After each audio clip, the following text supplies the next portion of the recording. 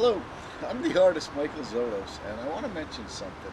You know, people who create artwork and try to get basically a campaign of it off the ground, and they take their work, they develop it over years, and they take their work into galleries, and then maybe they open a gallery, whatever they do. Art is not a lineal type of business. It's not conventional. Most businesses, there's kind of like an obvious plan what's going to work, and you take it from one point to the next, okay, and you get investment money, etc., okay. But in art, it's a different thing, and it's really a matter very often of recreating yourself, recreating your endeavor. Now, I want to show you a little bit of a metaphor here, okay? When I first got out of high school, I tried a little of this, I tried a little of that, and I was making signs for people. And this um, man had a little, like a farm stand. He was here on Long Island from Vermont. And what he did was he took and he planted tomato plants, cucumber plants, and he basically set up shop in front of a vacant lot on a highway with no permission or anything, and he just put his things out for sale.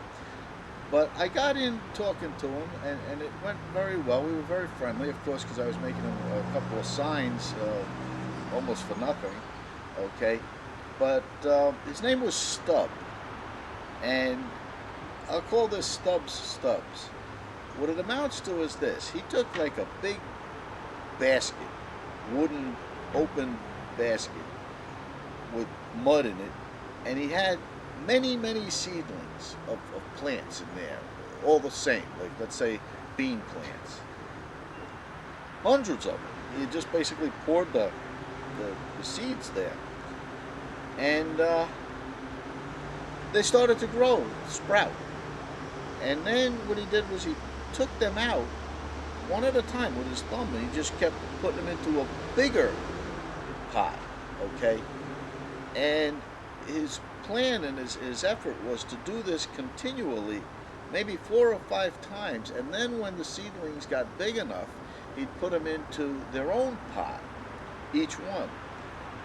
And I asked him why he would do that. I said the way I understood, and conventionally, and certainly when you go to the garden center, they show you buy these little pads of peat moss, and you put the seed in there, maybe 2 or 3, and whichever sprouts the best, you let that one survive and get rid of the others. And then when it grows big enough, you give it its own pot. I said, why don't you just do that instead of always transplanting? And what he said is, you know what makes plants grow? I said, what? He says, transplanting them.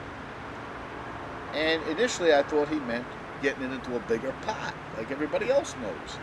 But he said no. He said it's the act of removing it, replanting it again. It just grows and leaps and bounds, and that's how he does it. And that surprised me. But the point is, in a sense, that's what has to be done with art also. You have to transplant. You don't know. See, that's the big fallacy. That's the big secret.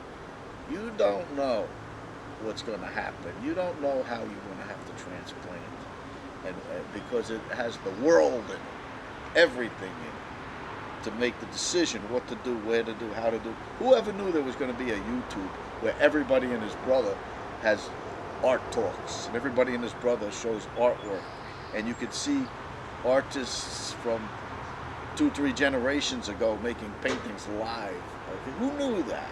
But now that's a consideration when you recreate your plan and program. Of course it is.